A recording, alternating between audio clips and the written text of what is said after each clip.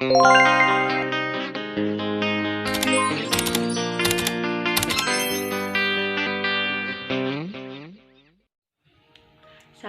warahmatullahi wabarakatuh. Perkenalkan, nama saya Pasha Bunayiri dengan NIM 22206017. Saya akan menjelaskan tentang sistem reproduksi pada wanita. A. Mengenal organ genitalia luar wanita. Organ reproduksi wanita terdiri dari organ genitalia dalam atau interna yang terletak di dalam rongga panggul dan organ genitalia luar atau eksterna. Organ-organ wanita ini berkembang yang matang atau matur akibat rangsangan hormon estrogen dan progesteron.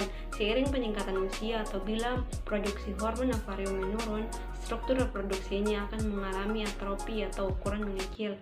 Struktur organ reproduksi ini selain didukung oleh persyarafan yang kompleks dan luas juga didukung oleh suplai darah yang banyak. Pada kenyataannya, penampilan genitalia eksterna sangat bervariasi dan berbeda pada setiap wanita. Hal ini dipengaruhi oleh keturunan, usia, ras, dan jumlah anak yang dilahirkan seorang wanita. Dan ini akan menentukan ukuran, bentuk, dan warna genitalia eksterna.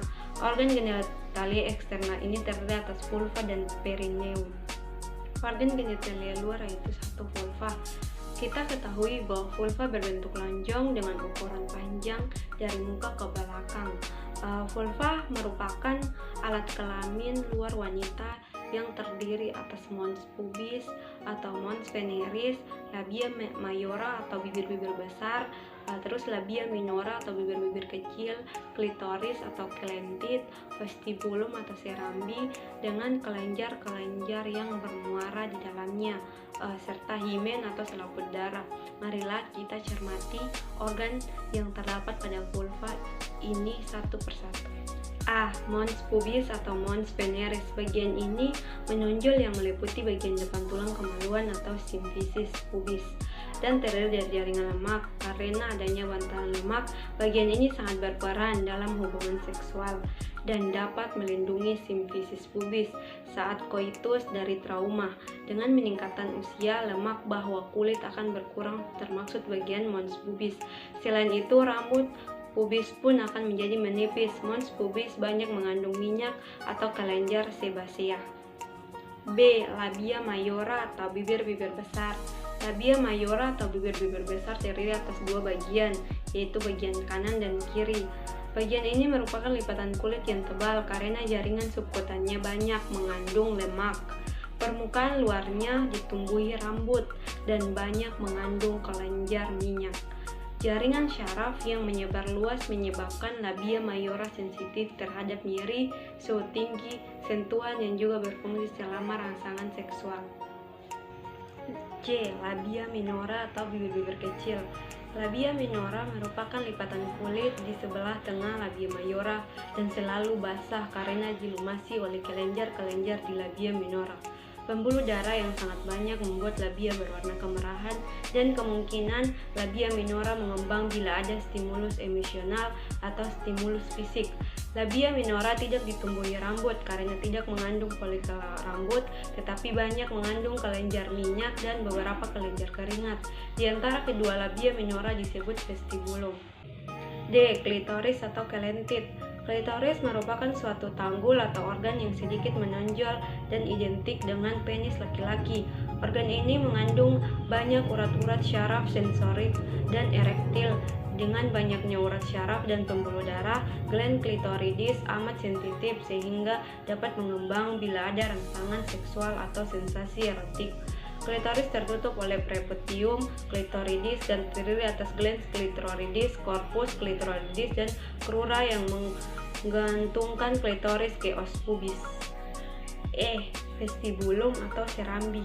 Vestibulum merupakan suatu rongga yang berbentuk seperti perahu atau lonjong dan dibatasi oleh labia minora kanan dan kiri. Sebelah atas dibatasi oleh klitoris dan di sebelah belakang bawah oleh forket. Ada 6 lubang yang bermuara ke dalam vestibulum, yaitu 1 buah orificium uretra externum, 2 muara dari lubang muara kelenjar pareureteralis introitus vaginae, dan 2 muara yang berasal dari lubang muara kelenjar Bartolini yang terdapat di samping dan agak ke belakang dari introitus vagina. Dan yang terakhir itu F, himen atau selaput darah. Himen merupakan lapisan yang tipis dan menutupi sebagian besar introitus vagina.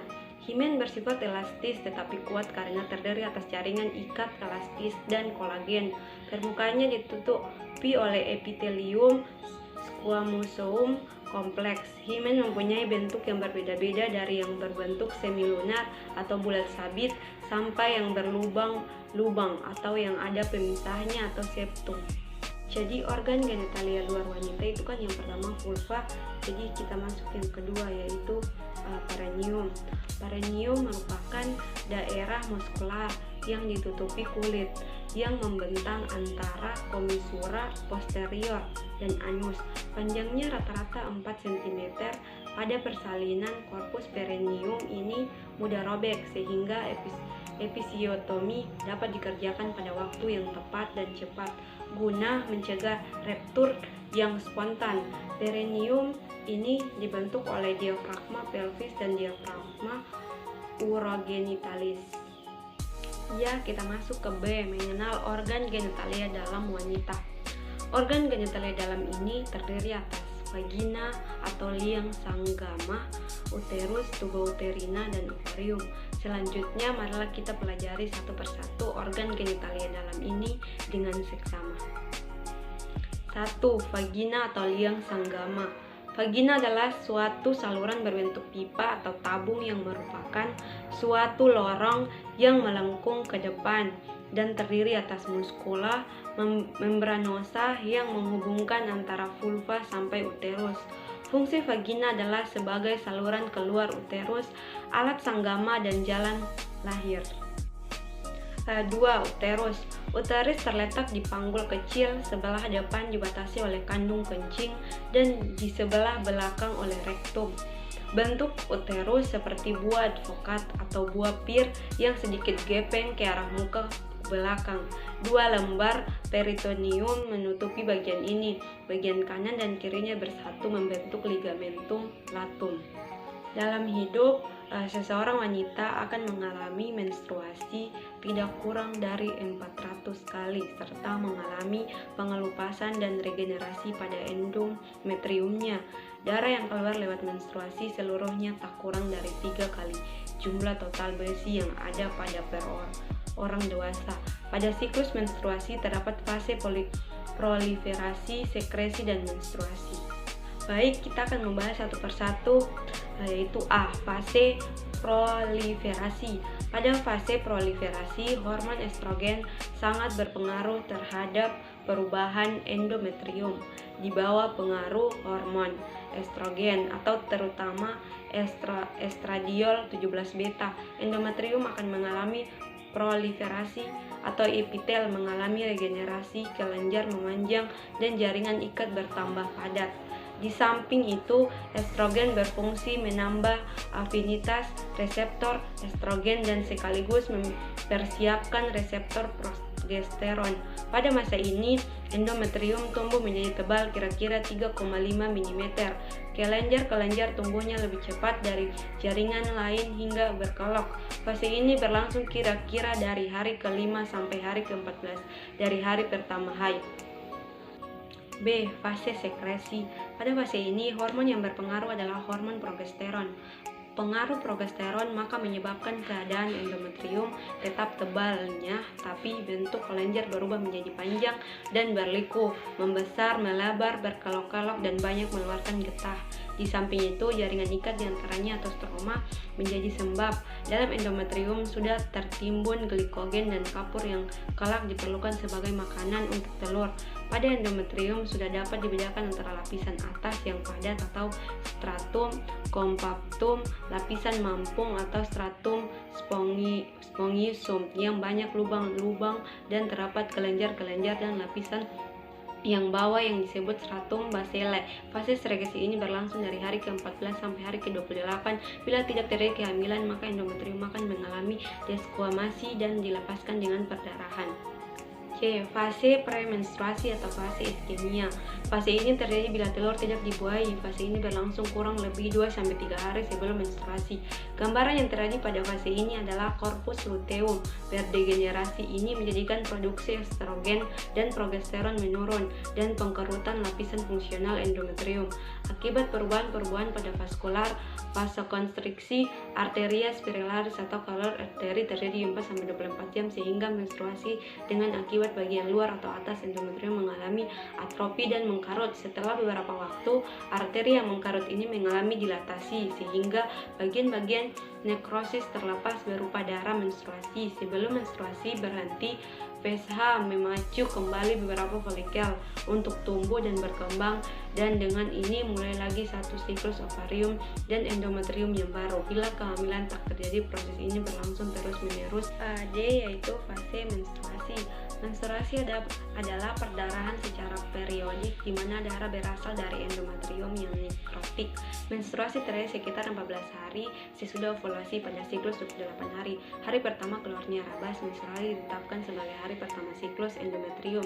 Darah menstruasi sebagian besar berasal dari darah arterial meskipun dapat juga berasal dari darah venosa. Pada permulaan akan terjadi robekan-robekan pada arteri spiralis sehingga terjadi hematoma. Akibatnya endometrium bagian luar atau atas menjadi menggelembung dan robek, akhirnya lepas. Dengan berkontraksinya arteri spiralis menyebabkan perdarahan berhenti dan mulai dengan proses regenerasi yang terjadi dari sisa-sisa stratum spongium endometrium. Selanjutnya kita melanjutkan organ genitalia dalam wanita, yaitu 3. Tuba uterina. Tuba uterina keluar dari korpus uteri, terdapat pada tepi atas ligamentum latum, berjalan ke arah lateral mulai dari kornu uteri kanan dan kiri, panjang 8-12 cm dengan diameter kira-kira 0,6 cm. Tuba uterina terdiri dari sebagai berikut: A. Paris interstitialis intramuscularis yang terletak di dalam uterus. Myometrium merupakan bagian tuba yang berjalan pada dinding uterus mulai pada ostius interna tubae. B. Pars ischemica, bagian tuba setelah keluar dinding uterus merupakan bagian tuba yang lurus dan sempit. C. Pars ampularis, bagian tuba antara pars ischemica dan infundibulum merupakan bagian tuba yang paling lebar dan berbentuk S. Ampula membangun segmen distal dan segmen tengah tuba. Sperma dan ovum bersatu dan fertilisasi terjadi di ampula. D. Infundibulum merupakan bagian yang paling distal dilengkapi dengan fibria atau umbai di bagian ujungnya, sedang lubangnya disebut ostium abdominalis tubae. Fibriae menjadi bengkak dan hampir erektil saat ovulasi. Selanjutnya yang keempat, ovarium atau induk telur. Ovarium ada dua di kiri dan kanan uterus. Ovarium terletak di fossa ovarica yang merupakan suatu cekungan pada percabangan arteri iliaca eksterna dan arteri hipogastrika. Besar ovarium kurang lebih sebesar ibu jari tangan dengan ukuran kira-kira 4 cm, lebar dan tebal kira-kira 1,5 cm. Ada dua ligamentum yang menggantung ovarium, yaitu ligamentum ovari proprium yang menggantung ke uterus dan ligamentum suspensorium ovari atau infundibulum elpicum yang menggantung ke dinding lateral panggul. Yang kelima, siklus ovarium.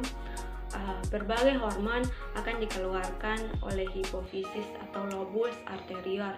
3 diantaranya sangat penting dalam fisiologi reproduksi. Ketiga hormon tersebut adalah follicle stimulating hormone atau FSH dan luteinizing hormone atau LH yang dikeluarkan oleh sel-sel beta dan sangat dibutuhkan oleh folikel yang selanjutnya menghasilkan estrogen, serta prolaktin yang dikeluarkan oleh sel-sel alfa. Yang keenam yaitu pertumbuhan folikel. Folikel primer terdiri atas oosis primer yang terbentuk dari perkembangan oogonium. Melalui pembelahan mitosis selama kehidupan fetal, bagian ini dikelilingi oleh sel-sel folikel yang merupakan sel sel pipi. Sebelum lahir oosit primer telah melakukan pembelahan meiosis pertama, tetapi berhenti pada stadium profase dalam bulan kedua kehidupan intrauterin dalam kedua ovarium. Diduga terdapat 600.000 oogonia pada bulan kelima sebanyak 6 juta dan pada saat lahir ada kira-kira 2 juta menjelang pubertas oogonia yang masih bertahan dalam kedua ovarium. Kira-kira tinggal 300-100.000. Hal ini disebabkan oogonia yang lain mengalami degenerasi. Dan yang terakhir itu ovulasi.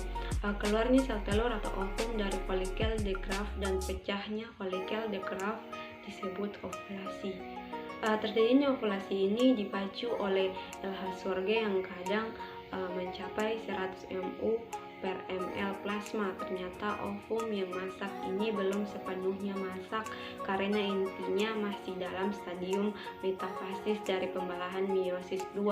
Pembelahan meiosis 2 baru selesai bila pembuahan terjadi.